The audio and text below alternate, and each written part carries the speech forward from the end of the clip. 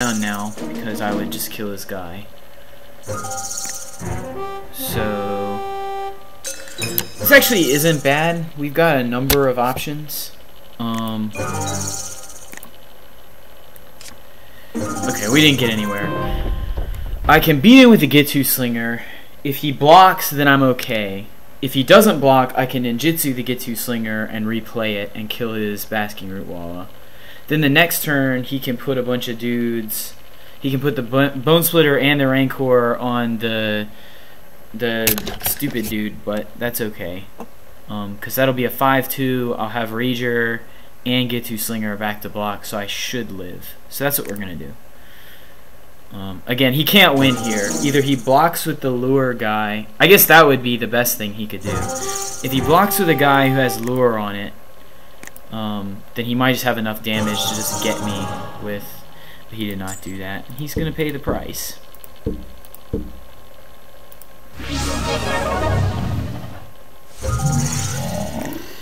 And that gives me the utility of being able to replay the Get-To Slinger and kill 1, 2. So I'm going to kill the Basking Root Walla. He gets Rancor back. His guy can go to a 5-2 trample, but I can just double block. And then if he has a giant growth, I'm dead, but if he doesn't, then his guy is dead. So he has to draw a land here soon, right? I mean, there we go.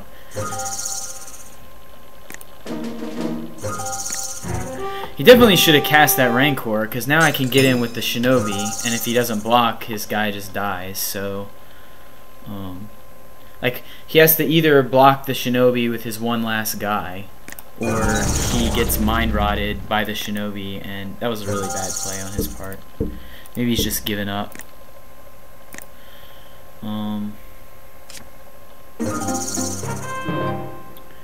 So yeah. Alright, so I definitely don't want to die to like a top decked trick here. So what's the most? I'm definitely attacking with this to get the Rancor out of his hand or take his creature.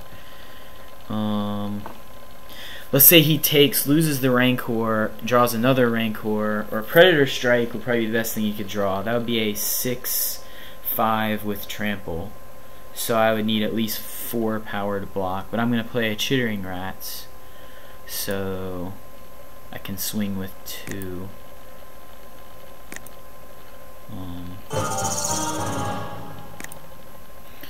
I got rid of the Rancor. That's really good because it means that it's hard. Trample is really the worst because then I can't just chump you all day long. I'll play an extra guy just so I don't die to a top deck Predator Strike, and then play Terramorphic Expanse, pass the turn, threatening lethal next turn.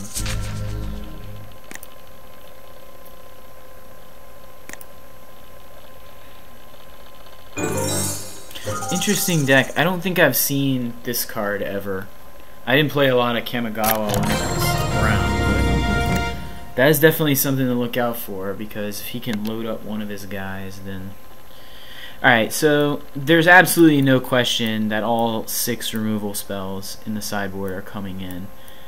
I mean, Vines is annoying, but it's not so annoying we're not going to play removal. That one Blightning was kind of a blowout, wasn't it?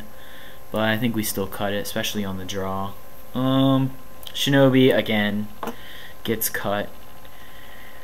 Augur Skulls is pretty bad, because we're going to need to be able to block early. Sign and Blood's bad. It's not as bad in this matchup as it is in other matchups. The question is, do I want Fire Slinger? The reason Sign and Blood isn't as bad as it is in like Burn or Goblins is because those decks don't have any reach. So like in this deck, it's a lot easier to control your life total and be okay.